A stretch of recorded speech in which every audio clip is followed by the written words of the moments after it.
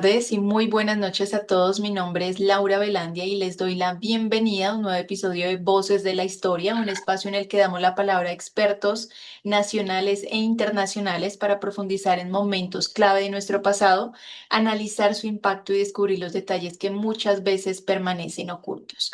Hoy continuamos con un espacio muy especial dentro de este segmento con la participación de destacados ponentes del Grupo de Investigación de Historia Militar de INISEC, una oportunidad única para aprender de quienes han dedicado su carrera al estudio riguroso de los conflictos que marcaron el rumbo político y social de las naciones. En esta ocasión abordaremos un episodio tan fascinante como poco conocido, Manopla Militar Romana en el cine, enfocada en la saga del Gladiador. Este episodio nos permitirá reflexionar sobre precisamente la manopla militar romana en el cine y vamos a enfocarnos y centrarnos en lo que fue la saga del Gladiador. Para iniciar, quiero dar inicio presentando a David de Caizal, historiador militar, director del área de seguridad y defensa de INISEC, director del Grupo de Investigación del CIA, el Centro Internacional de Investigación Avanzada en Seguridad y Defensa de INISEC. También es Membership in Support of the AUSA, Association of the United States Army, miembro asesor de la sección de Derecho Militar y Seguridad de ICAM, el Ilustre Colegio de Abogados de Madrid, miembro del Grupo de Investigación de INISEC, de University and Agency Partnership Program, proyecto universitario para la difusión de la cultura de la defensa de Estados Unidos y miembro de la Asociación de Historiadores de Cataluña. David, bienvenido y te cedo la palabra para este nuevo episodio de Voces de la Historia. Muchas gracias, Laura, por la presentación. Hoy iniciamos un nuevo episodio de Voces de la Historia con Andoni Román, que ha sido alumno del Máster de Historia Militar de INISEC. Y nada, con un título muy interesante, como tú has comentado en el inicio de la presentación, sobre la panoplia militar romana en el cine, en la saga Gladiator. Para hacer un contexto histórico, antes de dar paso a nuestro ponente, la panoplia militar romana, que la entendemos como ese conjunto de armas, armaduras y equipamiento del soldado, entendemos que ha sido uno de los elementos más reconocibles del cine histórico. Desde su estreno en el año 2000, la obra de Ridley Scott, que bueno, redefinió la forma en que el gran público pues, puede imaginar al ejército romano, disciplinado, poderoso y sobre todo visualmente homogéneo, pero más que una reconstrucción arqueológica exacta, la saga construye una Roma cinematográfica, donde la funcionalidad histórica pues, bueno, se equilibra con la narrativa épica. Uno de los mayores aciertos de esa primera película, que luego también pues, Andoni nos irá comentando en su exposición, es la rápida identificación visual del legionario, ¿no? Elementos como la lorica segmentata o el scutum rectangular o el casco imperial permiten pues, bueno, al espectador reconocer inmediatamente al ejército romano. Sin embargo, el film, la película de Ridley Scott, introduce varias licencias, ¿no? La uniformidad excesiva, en la realidad pues, existía mayor variedad de piezas y acabados, el oscurecimiento de los metales, las armaduras pues, aparecen ennegrecidas para transmitir crudeza y realismo bélico, la mezcla cronológica, algunos detalles pues, bueno, pertenecen a periodos digamos, más distintos del imperio. Estas decisiones no responden, digamos, a esa ignorancia histórica, sino a una estrategia visual, ¿no? Crear una fuerza militar coherente y fácilmente legible en la pantalla. La saga transforma a la panoplia en un recurso, digamos, narrativo. No solo protege el cuerpo del soldado, define jerarquías, comunica poder y sobre todo refuerza la identidad imperial. Ridley Scott utiliza varios recursos visuales muy claves en la película. La paleta cromática fría y terrosa, formaciones compactas, contraste entre orden y caos. El resultado pues, es una representación menos arqueológica, más psicológica del ejército romano, que parece como una maquinaria casi imposible e imparable, y un contraste fundamental del film, que es la diferencia entre el equipamiento militar y el gladiatorio. Mientras los legionarios representan estandarización, estrategia y obediencia del Estado, los gladiadores encarnan en la película esa individualidad, teatralidad y la vulnerabilidad controlada. Aunque muchos diseños se inspiran en tipologías reales, como el Munillo o el Retiarius, el cine bueno, pues exagera también su estética para aumentar la tensión dramática. La armadura se convierte así pues, en parte de ese espectáculo, no solo de protección. Y con la continuación de la saga, el modelo visual creado en el año 2000 sigue influyendo en la representación del ejército romano. Incluso cuando se introducen variaciones estilísticas, persiste la idea del legionario como figura imponente y casi mítica, ¿no? El impacto cultural pues, es profundo, ha moldeado la percepción popular del ejército romano, ha influido en videojuegos, series y otras producciones épicas y ha consolidado una estética hiperrealista que es, digamos, que el público pues, asume con auténtica realidad, ¿no? Esto demuestra que el cine no solo recrea el pasado, sino que lo redefine para cada generación. Y con ello te cedo la palabra, después de esta pequeña introducción histórica, a las voces de la historia de hoy y que Andoni Román pues, nos ilustre con esa panoplia militar romana de la saga Gladiator. Muchas gracias, Laura. Muchas, muchas gracias, David, y excelente presentación de este nuevo episodio de Voces de la Historia.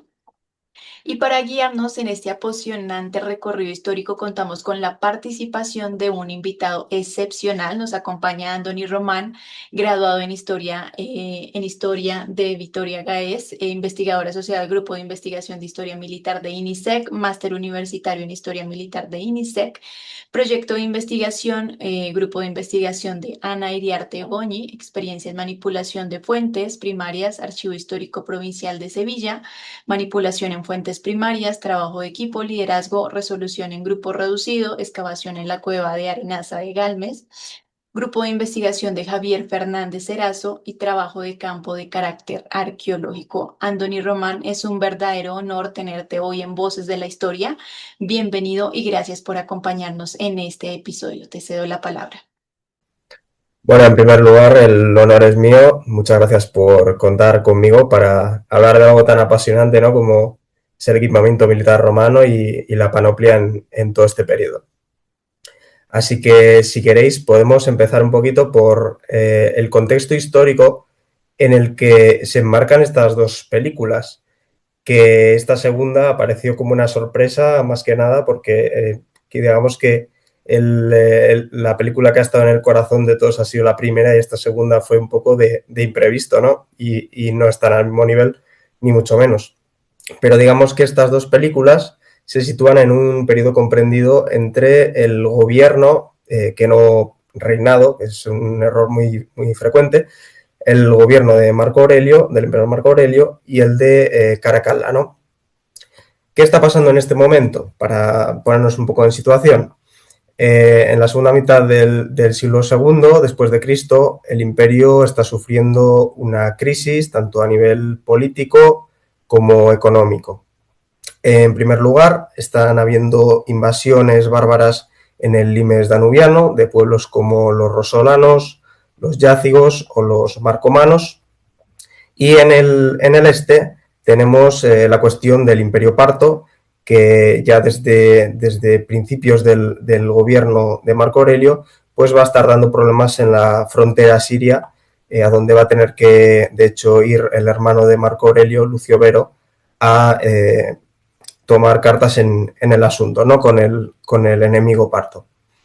En este momento, Marco Aurelio consigue estabilizar, digamos, esa situación a finales de su gobierno. La primera película, de hecho, se sitúa en el año 180, en el último año de su gobierno, y nos sitúa en la película dicen que es en Germania, es erróneo, sería más bien en el limes danubiano, pero nos sitúa en esas guerras, ¿no?, las guerras marcomanas. Muere Marco Aurelio, le sucede su hijo Cómodo, no como en la película asesinado ni nada por el estilo, sino que es una sucesión totalmente natural. Cómodo no sigue para nada la senda de su padre, sino que se descuida los asuntos geopolíticos, los asuntos, digamos, de cara a la política exterior de Roma, y acaba siendo, bueno, la política exterior de Roma durante su gobierno acaba siendo un absoluto fracaso.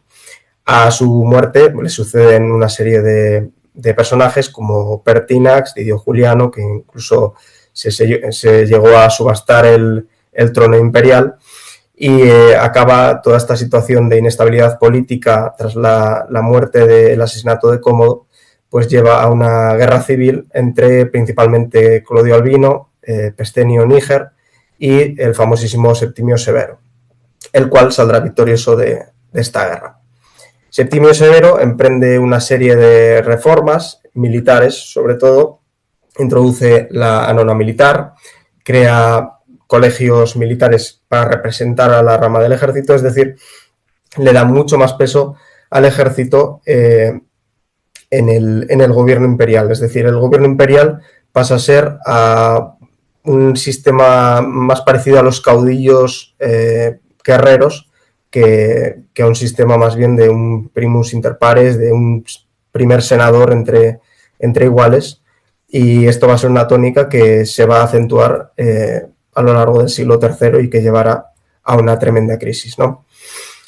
Dicho esto, Caracalla, hijo de Septimio Severo, a la muerte de este le sucede, habiendo matado a su hermano Geta, y bueno, no va a haber demasiados cambios a nivel militar, sobre todo se van a dar cambios a nivel de equipamiento, que es en lo que vamos a entrar a continuación, pero bueno, este es un poco el contexto político, histórico en el que nos vamos a enmarcar con estas dos películas. La primera película se sitúa a finales del gobierno de Marco Aurelio, la segunda en época del emperador Caracalla.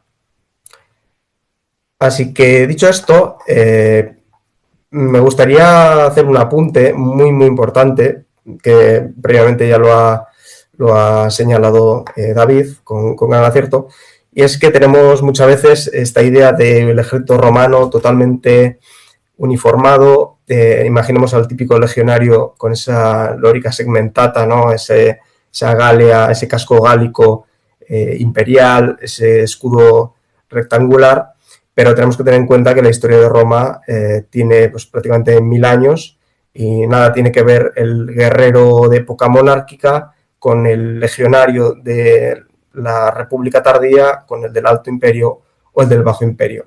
A nivel de equipamiento no tiene absolutamente nada que ver y tenemos que quitar de la cabeza esa idea del infante romano totalmente, pues bueno, inmutable, ¿no? A lo largo del tiempo. Esa imagen del legionario con segmentata, escudo rectangular y demás es solo una fotografía muy concreta de un periodo súper extenso. Sería una fotografía de la segunda mitad del siglo I y la primera mitad del siglo II, no iría mucho más allá. Así que dicho esto, me gustaría empezar por, iremos viendo las diferentes piezas del equipamiento, qué errores encontramos en la película, qué modelos se ajustarían más a esa realidad histórica que tratan de representar. Y vamos a empezar por los cascos. En cuanto a los cascos, tenemos, bueno, en la segunda película es donde más variedad podemos encontrar al respecto, ¿no? Tenemos cascos de todo tipo. El que vemos arriba a la izquierda es un tipo montefortino, de un estilo más bien céltico.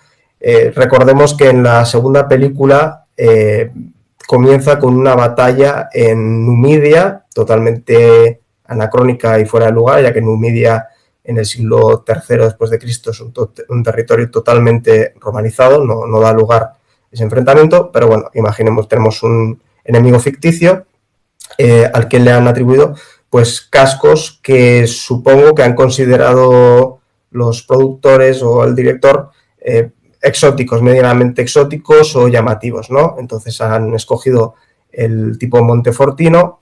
Abajo de este vemos un casco frigio, más enfocado en la zona de Grecia, de Tracia, aunque para esta época sería totalmente anacrónico.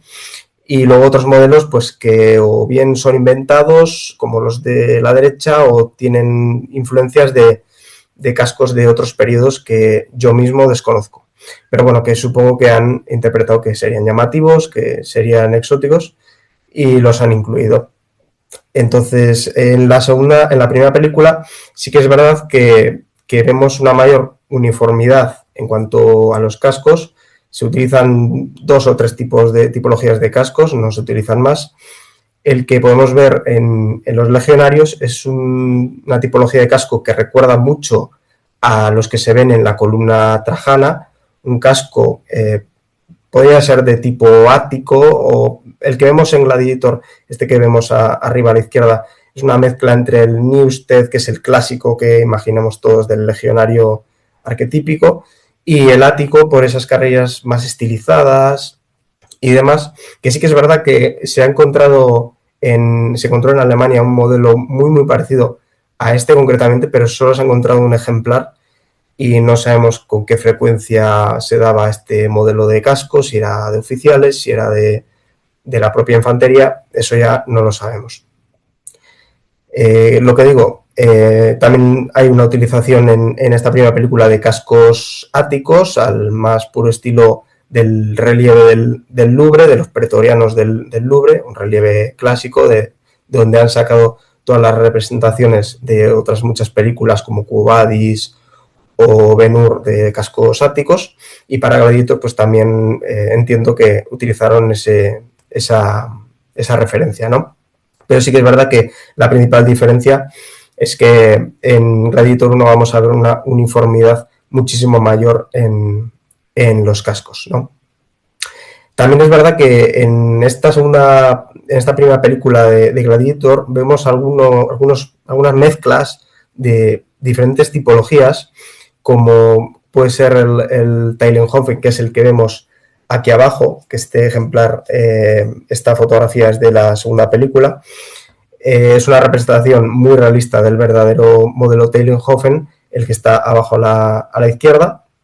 Y en la primera película los pretorianos llevan una mezcla entre este Teilenhofen y un casco, digamos, más tipo Weisenau o itálico, con una calota más ancha, y vemos este tipo de mezclas, ¿no? en la primera película, que sí que es verdad que en la segunda pues se ciñen un poco más a la realidad arqueológica. Por esa parte, pues lo que digo, en la segunda película vemos una mayor riqueza tipológica, más que en la primera. Se arriesgan un poquito más, llevan a la gran pantalla modelos pues que para el gran público son totalmente desconocidos, pero que tienen un gran respaldo a nivel arqueológico, como el que os he mencionado, el Teilenhofen de aquí de la izquierda, que es prácticamente una réplica exacta del encontrado, del que se halló en una excavación, o el Hedenheim, que es este que vemos a su derecha, que es un casco pues presumiblemente de oficiales o de caballería, no lo sabemos a ciencia cierta, y son cascos que se ajustan muy bien al periodo que intentan representar, que es final del siglo II, principios del siglo III, ¿no? Así que podríamos considerar que en la segunda película sí que es verdad, para el tema de la tipología de algunos cascos, sí que se ajustan mucho más a la realidad histórica, más que en la primera película, que básicamente toman como modelo la columna Trajana, un monumento de principios del siglo II, para representar finales del siglo II, que ya tienen otras tipologías, como un casco itálico con un cobre nunca mucho más ancho, con otras características que sí que se ve representado en la segunda película. Aquí tenemos otra imagen de este casco Hedenheim, muy bien representado. Y en cuanto a las máscaras, pues digamos que pasa un poco lo mismo que con los cascos. En la primera película prácticamente no tenemos ninguna representación de este elemento, solo en uno de los gladiadores, que porta una máscara que está obviamente basada en hallazgos como el de Calcrise. Pero en la segunda película sí que es verdad que vemos esta pieza de equipamiento pues de forma más evidente en los portaestandartes, principalmente en los portaestandartes, aunque sabemos que esta pieza seguramente se portaba también por unidades de caballería o otro tipo de unidades, ¿no? En cuanto a las armaduras, aquí me voy a detener un poquito más, ya que hay varias tipologías y hay una representación, hay bastantes detalles en las representaciones que se hacen en ambas películas, no así como en los cascos, que podríamos decir que en una de las películas replican un mismo casco y en la otra sí que se arriesgan un poco más y hacen varias representaciones de diferentes tipos de cascos. Pero en cuanto a las armaduras, donde vamos a ver más variedad va a ser en la segunda película. Vamos a ver representadas lóricas amatas, que es esta coraza de anillas metálicas, ¿no? de cota de malla, que frecuentemente solía llevar estas sombreras con unos con unos agarres, con unos remaches a la altura del pecho. Es una armadura muy, muy eficaz. De hecho, sabemos que fue probablemente la armadura más prolífica en toda la historia del Imperio Romano. O sea que tenemos que quitarnos esa idea de legionario romano y igual a loriga sementata, sino que probablemente la gran mayoría llevaría este tipo de armadura, y algunos sí que llevarían, sobre todo a finales de la segunda mitad del siglo I, siglo II, pues loriga sementata, pero proliferaría mucho más la cota de malla, ¿no? Porque por una simple razón, es mucho más flexible, mucho más ergonómica, seguramente sea más fácil de reparar a nivel de si había alguna rotura en combate o lo que fuera. Si presuponemos que la loriga sementata daba más problemas para encontrar las piezas o fabricar las piezas si se rompían, etcétera, etcétera, ¿no? Y la comodidad tal vez, pero bueno. Es una armadura muy eficaz frente a atajos. Sí que es verdad que es algo más vulnerable frente a las punzadas, a las estocadas, pero haría muy bien su función. Esta fotografía que vemos aquí está tomada de la segunda película. Vemos tanto en este caso es un arquero, pero vemos también a infantes, a legionarios y sí, principalmente a legionarios también, tanto romanos como soldados enemigos con este tipo de armadura. Y en la primera película sí que es verdad que no vemos prácticamente representada la loriga jamata. Se basan principalmente en la armadura laminada de la loriga segmentata, y salvo tal vez la unidad de caballería en la batalla inicial que dirige Máximo, podemos ver alguna, pero es muy poco frecuente. Luego ya si vamos al terreno de los gladiadores y demás en ambas películas, pues ahí tenemos un batiburrillo de armamento totalmente aleatorio, ¿no? Por otra parte está la loriga squamata. Es una armadura, pues como bien dice el nombre, de escamas. Lo usaban tanto infantes, auxiliares, oficiales, la caballería, todo tipo de unidades. Sí que es verdad que parece que no fue tan prolífica como la loriga jamata, pero se usó también con mucha frecuencia. Tenía también otras variantes. Había una que era semirrígida, que seguramente podríamos catalogar esta que vemos en la imagen de este centurión pues como una semirrígida, ya que tiene unas escamas bastante grandes. Es un tipo de escuamata que se enmarca más bien en el periodo que está representando, en principios del siglo III, finales del siglo II. Y luego tendríamos la plumata también, que es una combinación entre escamas de menor tamaño que estas que estamos viendo y loriga jamata o una cota de malla. Es una combinación entre esas dos armaduras. Es una armadura que se ha encontrado en numerosos yacimientos, está muy bien documentada, y es algo muy fresco que en la segunda película también hayan apostado por mostrar este tipo de armadura que, como digo, en la primera película tenemos la desgracia de que prácticamente no está representada. Sí que creo recordar que los arqueros, si no recuerdo mal, algunos de los arqueros en la primera película, creo que algunos portan las escamas, la de malla creo que seguro, pero la de escamas creo que también. Pero como digo, hay muy poca representación en la primera película. Aquí tenemos, quería poner un ejemplo también de la evidencia iconográfica que tenemos del uso de este tipo de armaduras, aparte de la famosa loriga segmentata. Esta evidencia que nos ha dado de relieves como el de Adam Clichy, que es un monumento realizado por Trajano después de la victoria frente a los dacios, y suponemos que este monumento fue construido por los propios legionarios, y claro, ellos estaban representando lo que ellos conocían, que con el total realismo, que es el equipamiento que ellos mismos llevaban. porque hay que aclarar una cosa, la columna trajana, es la representación de todos los legionarios con un mismo equipamiento, con la lorica segmentata, los auxiliares con la cota de malla y los bárbaros de una determinada manera, responde a una lógica de identificación rápida, porque tenemos que entender que la columna trajana está ideada para ser vista desde aproximadamente unos 5 metros de distancia, como mínimo.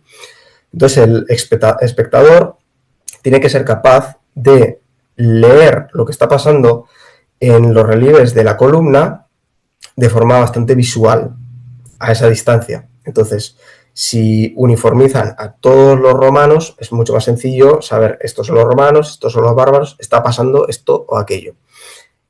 Por otra parte, hay quienes creen o quienes defienden que la lógica de representar a todos los legionarios de esta forma responde a la simple ignorancia de una persona que no se dedica a la milicia, que no está relacionada con la milicia, o arquitecto, en este caso sería Apolodoro de Damasco, y que entonces representa, pues bueno, lo que conoce, tal vez el armamento que llevarían los pretorianos, que tenían su sede en Roma, no lo sabemos. A mí me convence más la primera interpretación de, pues bueno, por una lógica, pues bueno, de identificación de los personajes. Pero como vemos, los legionarios representaban pues lo que ellos mismos conocían, lo que ellos mismos llevaban. Vamos a un legionario portando pues esa lórica squamata, pero si fuéramos a otros relieves, a otras metopas de este monumento, veremos a legionarios con brazaletes, con manica, que se llaman, con cotas de malla y con incluso otras tipologías de cascos que podríamos considerar que son cascos de origen bárbaro, ¿no? Pues, el ejército romano tenía también esa variedad. No tenemos que quedarnos solo con esa idea de que el ejército romano pasa por muchas etapas y en diferentes periodos hay un equipamiento, sino que en un mismo periodo las unidades, las propias unidades, pues cada soldado llevaba tenía sus propias características o preferencias o sus piezas de equipamiento correspondientes, ¿no? Yendo a la archiconocida lórica segmentata, bueno, en esto no innova mucho en ambas películas. Es una representación clásica de un tipo Corbridge, que es, pues bueno, la más famosa de todas, que es esa lórica segmentata con unas hombreras bastante pronunciadas. Sí que es verdad que, como decía David al inicio, no entiendo esta lógica de ennegrecer las armaduras y no sé, ensuciarlas, porque las propias fuentes, si acudes de hecho a las propias fuentes, te recalcan muchas veces el resplandor de las armaduras de los legionarios cuando marchaban, etcétera, etcétera. E incluso hay fuentes que hablan de que estaba penalizado, o sea, es decir, que se exigía que cada soldado, cada legionario puliera las armas y las armaduras, ¿no? Que estuvieran en condiciones, pues como pasa hoy en día en la milicia, que tiene que estar el uniforme impoluto, la cama impoluta y todo, ¿no? Pues bueno, vemos, como digo, esta tipología de lórica segmentata, pero no existió solo esta, sino que previamente el modelo más arcaico es la tipo calcrise, que es una lórica segmentata que ya la rastreamos a finales del siglo I antes de Cristo, principios del siglo I después de Cristo, que tiene unas sombras mucho menos desarrolladas.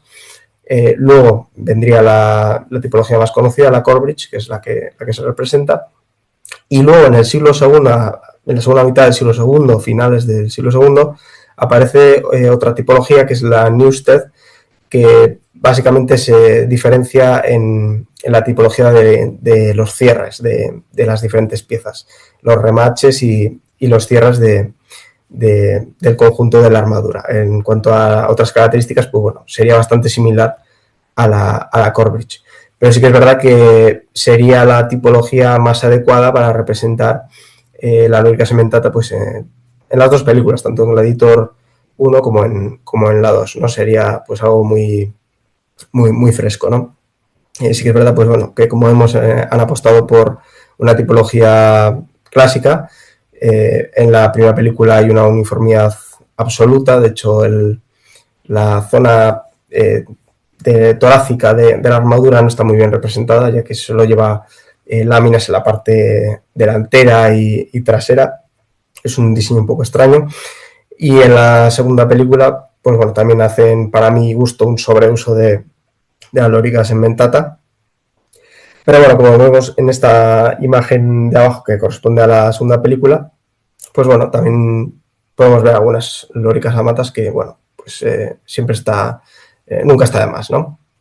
Ah, y quería hacer otro apunte, que ahora que se ve en esta imagen de abajo, el casco de los legionarios de la segunda película de Gladiator, que se me olvidó comentarlo, es una tipología que se introdujo en la segunda mitad del siglo II, que probablemente ya estaría en desuso a principios del siglo III, pero que se habría ajustado mucho más si lo hubieran utilizado en la primera película, que de hecho esta tipología pues bueno, se corresponde a la época de Marco Aurelio, y en la segunda película habría estado bien que utilizaran otros modelos mucho más cerrados que son los que encontramos en el siglo III. Son una tipología de casco, creo que es el Heidenheim, si no recuerdo mal el nombre, es un casco muchísimo más cerrado que solo deja una abertura para la cara. Incluso los oídos están cubiertos, está completamente cubierto y tiene un gran frontal. Luego, por acabar con las armaduras, podemos mencionar también las corazas musculadas, que son, bueno, las aparecen en todas las películas de romanos. Sí que es verdad que podemos decir que es la tipología de armadura mejor representada, porque tenemos las fuentes iconográficas como las estatuas de emperadores, de generales y demás, que aportan mucha información y una información muy visual y muy fácil de reconocer para poder representarlas luego en el cine. De hecho, la armadura que el mismo Cómodo porta en esta escena es prácticamente un calco de la coraza que lleva el Augusto de Prima Porta. En la famosa escultura de Augusto de Prima Porta, pues bueno, los motivos que aparecen ahí representados es que son exactamente los mismos. Es una armadura, como digo, muy asociada a la oficialidad, generalmente a los emperadores o altos mandos, legados, tribunos y demás, tribunos militares. Y es una armadura que podría estar hecha o bien en metal o bien en cuero, como podemos ver aquí. Sí que es verdad que no tenemos restos arqueológicos de las que fueran de cuero, pero tenemos algunos indicios en pintura o en relieve, incluso en escultura, que nos pueden indicar que estarían hechas de cuero esas que están representadas, ¿no? Entonces, eso ya nos da unas pistas de que también existía este tipo de armadura con este material, que con el cuero endurecido podría hacer la misma función que una metálica, perfectamente además. Como digo, luego los térigues, estos flecos que podemos ver tanto en los hombros como en la parte inferior en la parte de la cintura, serían como un falderín decorativo que es muy representativo de esta tipología armamentista, de esta armadura, y bueno, pues tendría una función más bien según muchos académicos, de rango o sí, principalmente de rango, ¿no? Como lo son hoy son hoy las sombreras pues bueno, con los signos de teniente, de coronel o lo que fuera, pues harían más o menos esa función. Para acabar con las armaduras ya, dos apuntes bastante, sobre todo el segundo, muy importante, pero un apunte en cuanto a la mezcla de tipologías de armadura. se encontró un relieve, este que veis aquí, el relieve de Alba y Julia, en el que se mostraban dos jinetes portando lo que parecía una lorica amata, una cota de malla, con hombreras ensegmentada.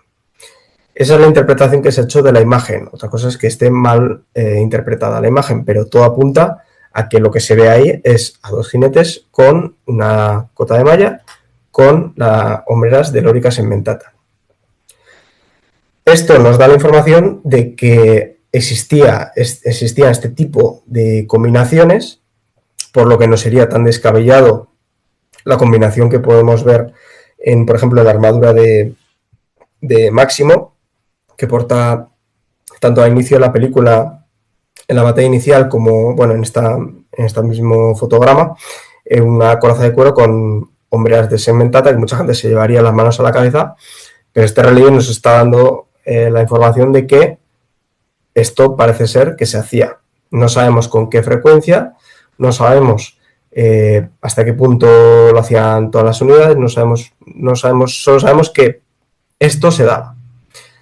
Mi opinión es que podía responder o bien a preferencias personales o bien a las circunstancias concretas de que se te rompe una pieza de la armadura. Pongamos que el jinete porta de normal una lorica jamata, se le rompe algunas anillas de las sombreras y tiene que reemplazarlo con lo que tiene en el campamento o lo que tiene el herrero, que puede ser una pieza de segmentada. Esa es la interpretación que yo hago de esta imagen, o ya digo, o preferencias personales. Tal vez hubiera muchísima más variedad incluso dentro de cada tipología de armadura. Tal vez algunos combinaran squamata con segmentata. Ya hemos visto que hay una tipología de squamata que combina la cota de malla también, o sea que esto parece ser que estaba más extendido de lo que podríamos pensar. Y en segundo lugar, muy importante, esto que se lo quite todo espectador de la cabeza de una vez por todas, por favor, los brazaletes de cuero, los dichosos brazaletes de cuero que vemos en todas las películas de romanos, no tiene ninguna evidencia arqueológica, no hay ninguna evidencia iconográfica, ni literaria, ni nada por el estilo de que se usaran este tipo de brazaletes de cuero. Había brazaletes, pero decorativos, de metal, de oro, de plata y demás para oficiales o civiles, pero no tenemos ningún tipo de rastro de estos brazaletes típicos que aparecen en todas las películas de romanos, estos brazaletes de cuero. O sea que es algo que hay que eliminar de la cultura popular. Y bueno, ya acabando, en cuanto a la vestimenta, tenemos muy pocos datos en estas dos películas, nos aportan muy poca información ambas películas. Sí que vemos algunos detalles que voy a pasar a comentar ahora, pero bueno, las túnicas principalmente pues eran cortes sencillos de lana, hasta más o menos la altura de las rodillas, un poquito más cortas. Sí que es verdad que siempre nos ha representado a las túnicas de los legionarios de color rojo, pero se está tendiendo a pensar que seguramente o bien serían de diferentes colores o mantendrían el color natural de la lana, un blanco así más apagado, por así decirlo. En el siglo I ya se empiezan a introducir pantalones, los bracae, que tienen origen germánico, sobre todo se empezarían a utilizar seguramente en el limes renano, en el limes danubiano, también en Britania seguramente, en climas muy fríos. Y el uso de este tipo de pantalones pues se va a ir aumentando, sobre todo en el siglo II, y ya va a ser algo muy extendido en el siglo III. Luego tenemos otras piezas como el sagum o el caracalus, que es el apodo que le dieron al emperador Caracalla. Al parecer usaba mucho, o le gustaba usar mucho, ese tipo de prenda militar, que no deja de ser pues una especie de capote, sí, de ámbito castrense. Y luego tenemos el paludamentum, que es el manto por excelencia de los oficiales, que es el distintivo del oficial, esa capa o ese manto que iría bastante o bien decorado o bien con tonalidades púrpuras o rojo escarlata, sería un distintivo del rango de la oficialidad. Por otra parte tenemos en el calzado los calquei o las caligae. Las caligae serían estas mal llamadas sandalias, a mí no me gusta llamarlas sandalias, serían más bien botas abiertas, que mi impresión y la de otros especialistas es que este tipo de calzado se utilizaría con más profusión en climas cálidos o templados, digamos, Italia, clima mediterráneo, Egipto, Siria, y los calzados cerrados, las botas cerradas, el calquei, se utilizarían más en climas pues, como el del Limes Renano o en Britania, donde, por ejemplo, en Vindolanda se han encontrado muchísimas botas de este estilo totalmente cerradas de cuero. Y luego tenemos una prenda muy interesante que es el subarmalis, que más que una prenda o vestimenta, podríamos incluirla incluso en el apartado de la armadura, porque no deja de ser un jubón que lo que hace es acolchar, amortiguar tanto el golpe, porque la armadura lo que hace es protegerte frente al tajo o la estocada, pero tú si llevas una cota de malla y te meten con una espada, te pueden romper igualmente las costillas. Entonces la función de este subarmalis sería amortiguar ese golpe, ¿no? Y por otra parte también evitar la fricción de piel con la armadura, que puede llegar a hacer pues muchas heridas, ¿no? Y sí que es verdad que no podemos confirmar el uso generalizado de este tipo de equipamiento, pero sí que tenemos indicios suficientes, sobre todo en estatuas y en algunos relieves, de que este equipamiento existía ya en época romana, esta pieza de equipamiento. Una pieza que es, luego en la Edad Media sería el jubón, que siempre se ha relacionado pues eso, con el periodo medieval, pero parece que los romanos ya utilizaban este tipo de armadura acolchada, ¿no? de esta armadura interna. De hecho, eso es. Aquí tenemos, si vemos en la imagen de la derecha del todo, es una captura de la segunda película, de la batalla inicial, y aunque no se ve muy bien porque es un fotograma muy rápido y lo tuve que capturar, vamos, de forma súper rápida, ahí podemos ver representado el subarmalis, y es un detalle que me gustó mucho de la segunda película, porque eso, tuvieron el detalle de incluir esta pieza de equipamiento que en la primera ni siquiera, o sea, no lo vemos por ninguna parte.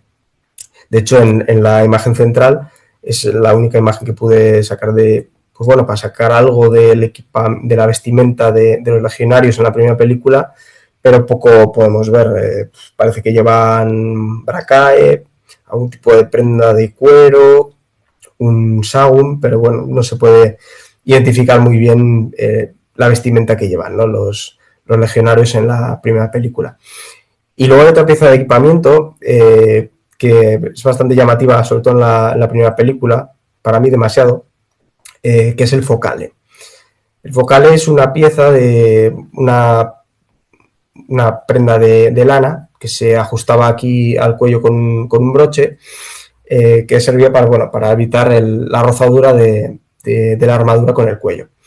Sí que es verdad que para mí está demasiado exagerada en la primera película, recuerda más a esa prenda que se utilizaba en el siglo XVIII, mucho más voluminosa. Sería una prenda que sería muy, muy disimulada.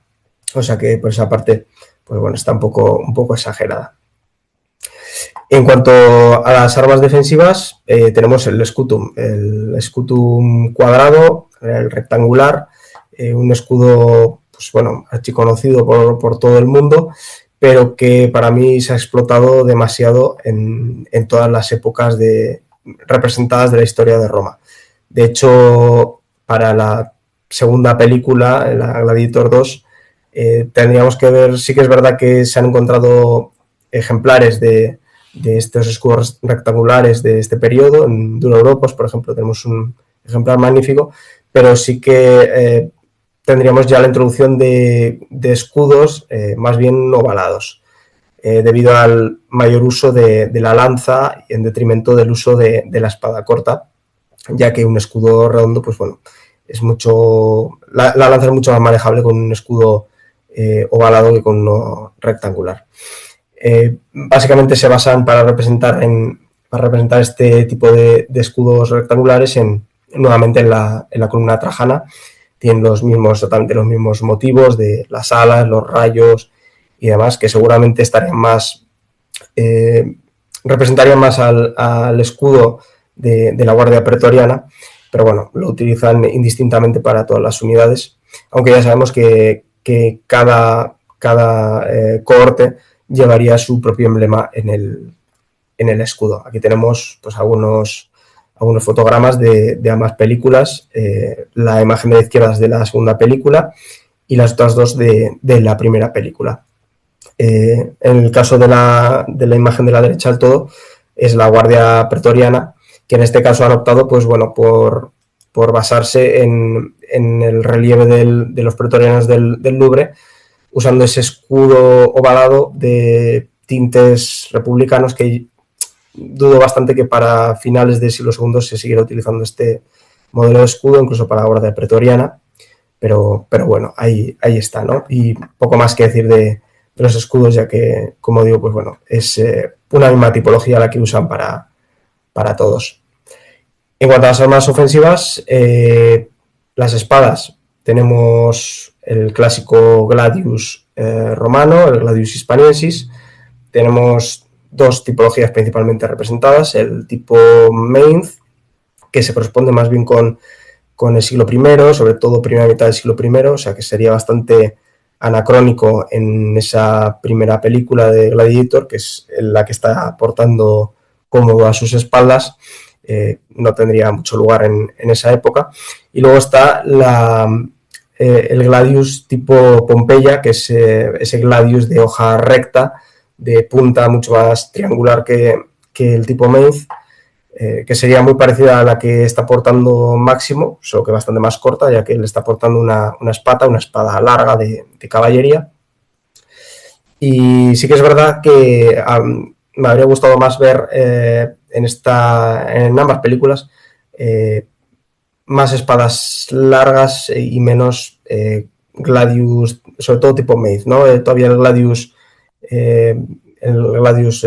pompeyano, pues bueno, tiene cabida a finales del siglo II, pero ya el tipo Mainz, pues no, es bastante anacrónico.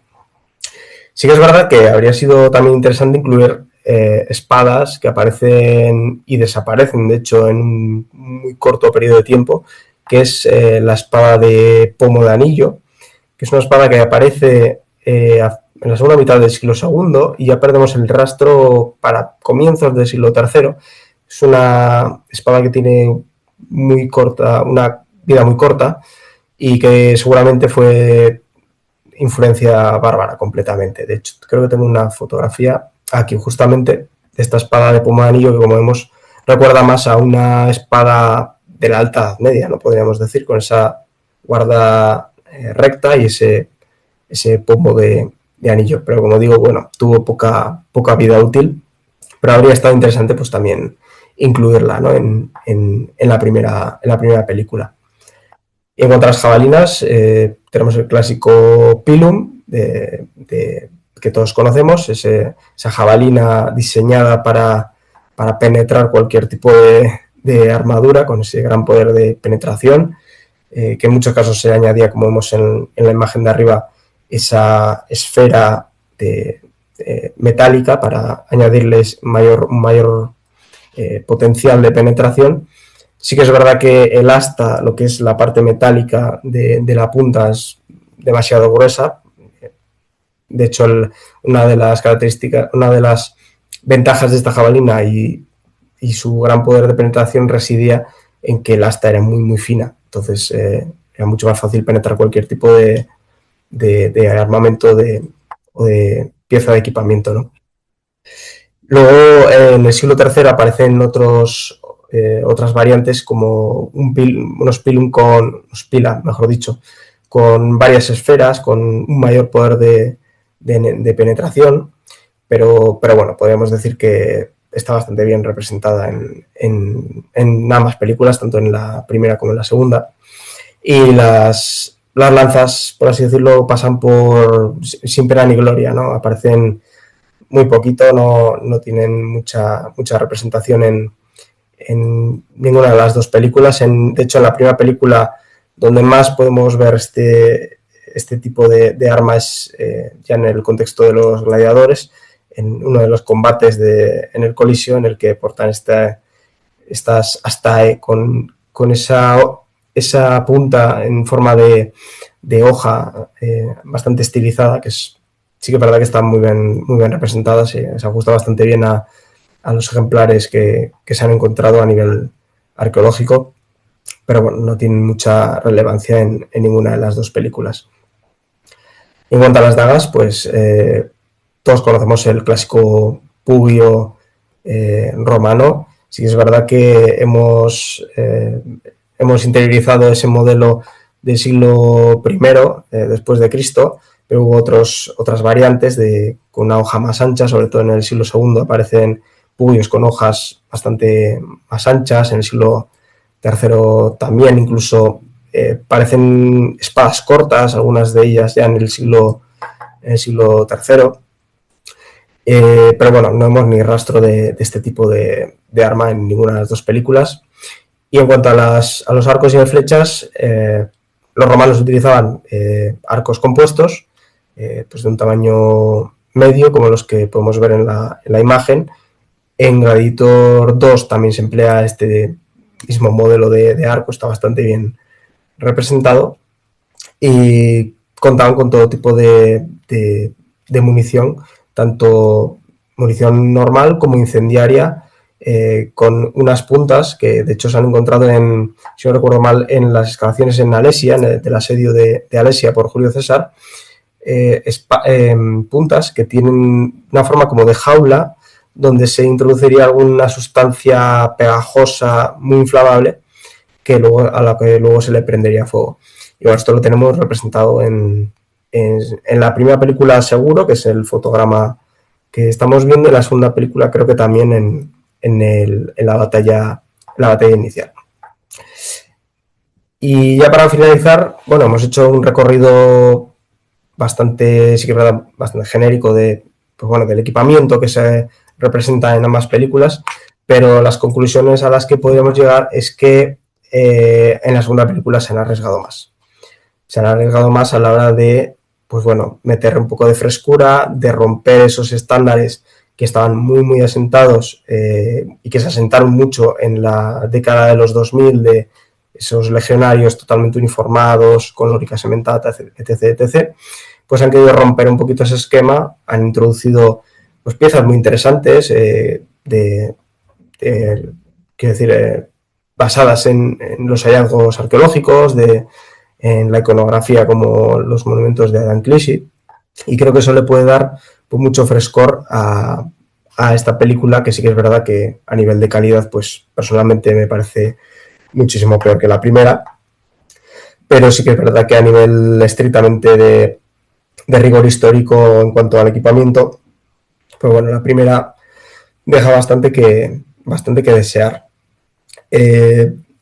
Si tuviéramos que hacer ahora un resumen muy, muy rápido de cómo serían el equipamiento del típico legionario de finales del siglo II, principios del siglo III, finales del siglo II, encontraríamos también lóricas sementatas y toda la tipología de armaduras que hemos visto.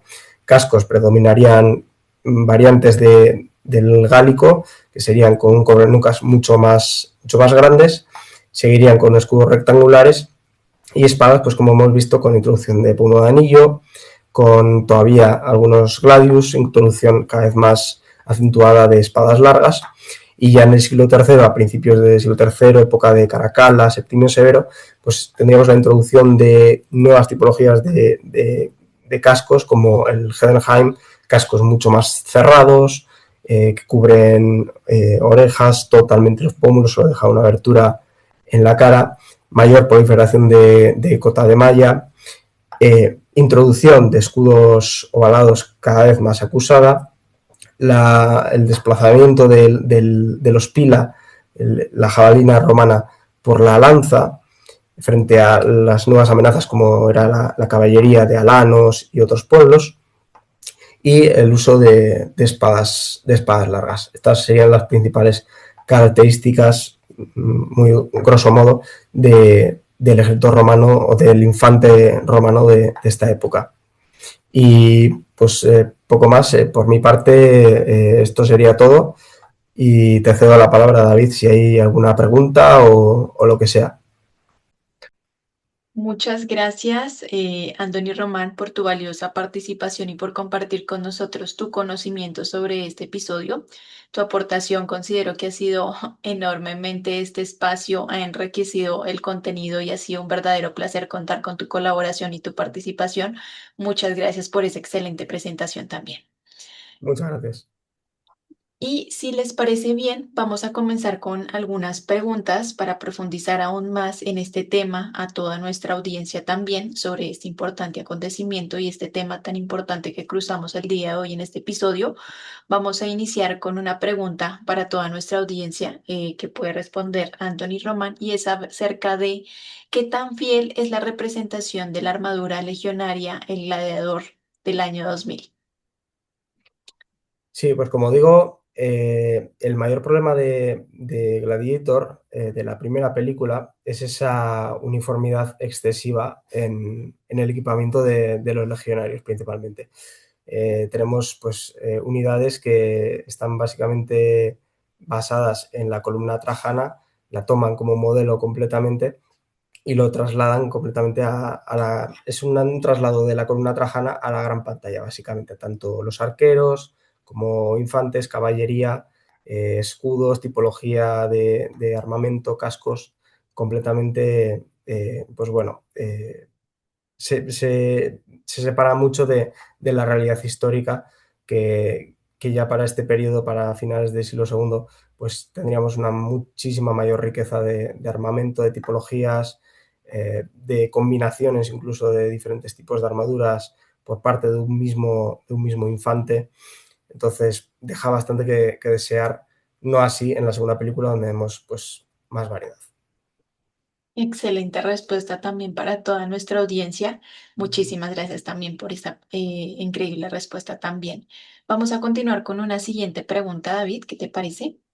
Sí, antes de iniciar esta pregunta me gustaría añadir también dos temas interesantes a lo que comentaba Andoni, a esta primera pregunta que le decías tú, Laura, sobre esa representación de la armadura, que también es interesante el tener en cuenta los cascos de los centuriones y de los pretorianos. En el casco de los centuriones, las crestas en los cascos en la película están, digamos, orientadas de adelante hacia atrás, cuando históricamente deberían estar dispuestas transversalmente de oreja a oreja para, digamos, denotar el rango de ese oficial romano.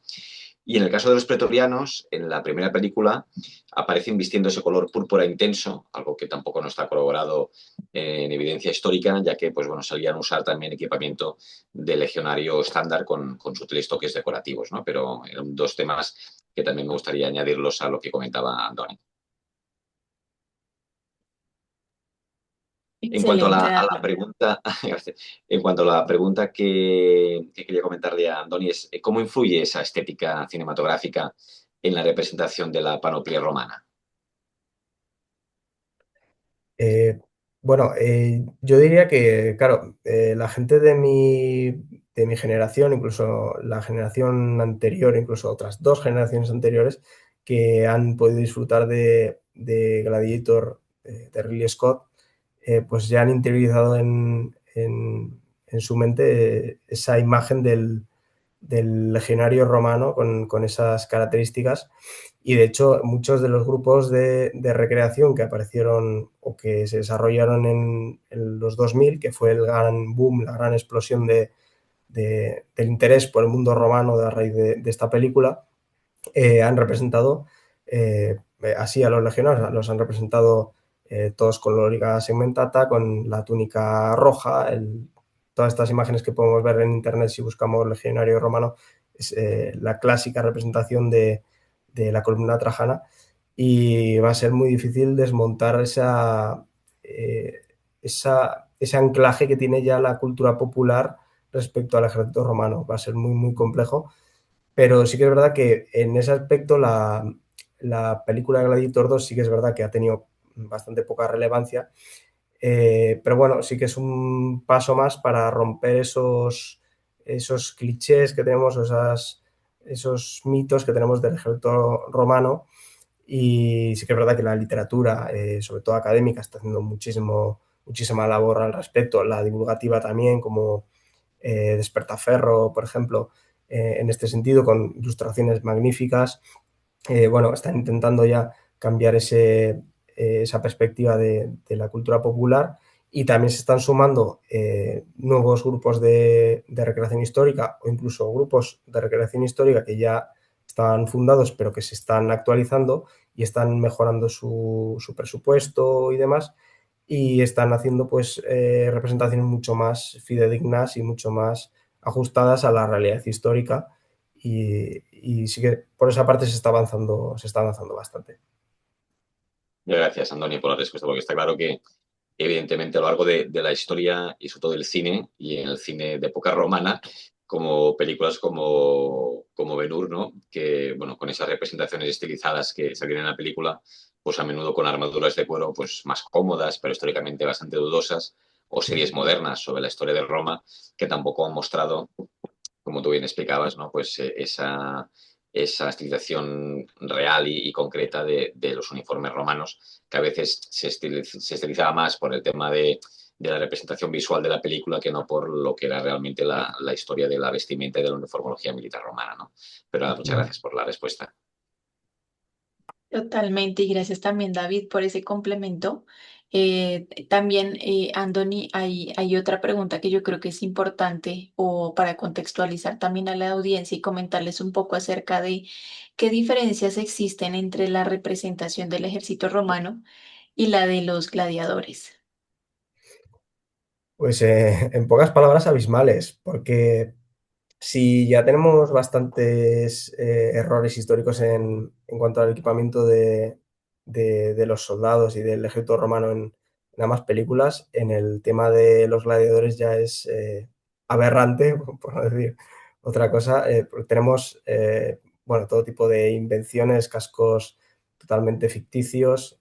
Ese casco tan famoso, bueno, que se hizo tan famoso a raíz de la primera película, el casco por antonomasia de Máximo, con esos que recuerda a un casco tipo griego, pero con esos pinchos y demás. Bueno, son todo invenciones que no se parecen nada al equipamiento real que llevaban los gladiadores, que de hecho el equipamiento de Gladiatorio estaba diseñado para estar totalmente equilibrado, para que las parejas, porque los gladiadores siempre combatían en parejas, y los combates estaban reglados por dos árbitros, para que los combates estuvieran totalmente equilibrados, es decir, para que las cualidades de uno equilibraran digamos, las carencias se equilibraran mutuamente, por así decirlo. Es decir, si uno de los gladiadores llevaba una armadura bastante más pesada, iba mucho más protegido, era más lento. Sin embargo, otro llevaba un armamento mucho más ligero, era mucho más veloz, pero iba menos protegido. Con lo cual quedaba un combate totalmente nivelado, y es lo que disfrutaba realmente el público romano, más que la sangre por la sangre, que es lo que nos ha transmitido el cine siempre. Lo que disfrutaba el pueblo romano era ver un buen combate. Podía haber muertes, por supuesto, aunque eran poco frecuentes, pero lo que querían era ver un buen combate, como hoy se quiere ver, por ejemplo, la UFC, por así decirlo, era un espectáculo. Y, y claro, teniendo eso en cuenta, pues el armamento que llevan los gladiadores pues no tiene ningún tipo de sentido. Excelente respuesta y muchas gracias también por compartir también ese tipo de conocimiento también para toda nuestra audiencia. Vamos con una última pregunta para continuar con este episodio. David, ¿qué te parece si seguimos con una última? Sí, esa pregunta dice así, ¿contribuye la saga Gladiator a la percepción moderna del ejército romano? Sí, totalmente. Como he dicho, yo creo que somos, eh, sobre todo mi generación y mi generación anterior, nacidos en los 90, incluso los 80 y demás, somos herederos completamente del efecto Gladiator que le llamaron en su momento, porque Gladiator es que marcó una era a la hora de entender el mundo romano y de acercarnos al mundo romano, porque muchísima gente, que eso sí que es verdad que es algo loable y que es algo que le debemos a esa película, que muchísima gente se sintió atraída por el mundo romano debido a esa película. Pero por otro lado, sí que es verdad, pues bueno, que ha distorsionado bastante la imagen que tenemos en este caso, del ejército romano a nivel visual, ¿no? Del equipamiento y de las piezas de armamentísticas que llevaban.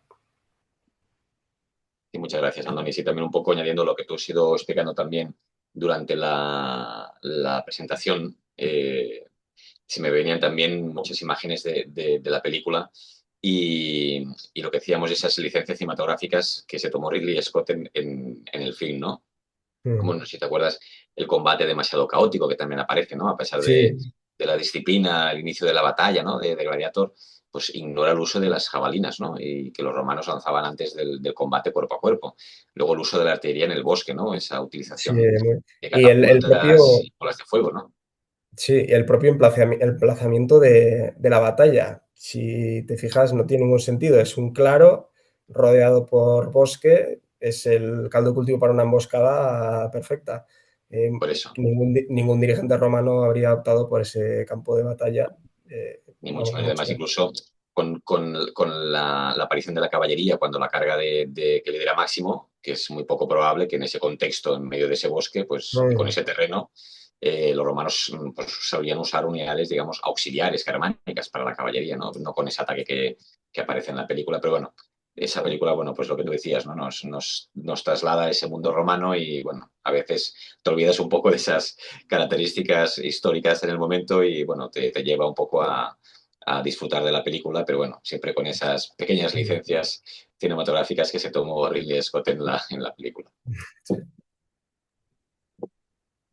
Pues muchas gracias, Antoni, por tu participación. Ha sido fantástica. A vosotros, muchas gracias. Y Anthony Romani, profesor David de Caizal, muchas gracias nuevamente a los dos por compartir con nosotros su conocimiento y su experiencia. Ha sido un verdadero honor recorrer junto a ustedes este episodio tan significativo. A todos los que nos acompañan, gracias por estar aquí, formar parte de este nuevo episodio de Voces de la Historia. Les recordamos que pueden visitar nuestro sitio web, conocer más sobre los próximos eventos, conferencias y nuevas entregas en este ciclo internacional de entrevistas. Nos reencontramos muy pronto en un próximo episodio de Voces de la Historia. Hasta entonces y muchas gracias a todos.